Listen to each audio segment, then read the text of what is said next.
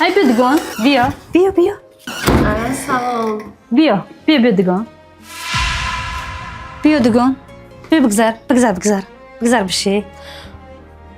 حالیم تو یک کرسلا نگرفتی؟ همیشه تو вообще یک اونجا کار میکنه یا نه؟ چه فرق داره دگان بیا بگذر بشی دگان جان یک دقیقه بشی ما یک پلاچه میرم میشنیم صحبت میکنیم هیچ چیز در کار نیست. من خواستم خطا دیدنی بیام که علاقه دیدم سیر کردم. دگان چی شد که قطعه تغییر یافتی در بین 2 سال پیش خیلی نبودی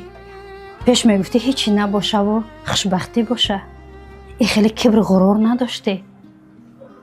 ما و تو میدین چند سال یک جاییم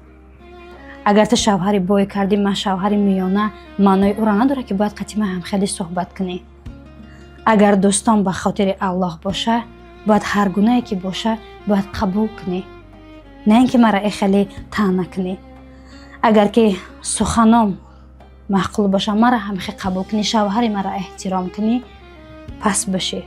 اگر که نه خواهی که با همون نفرایی که بای هستن مثل خودت مرحمت میتونی داره دوستی ما امروز تمام میشود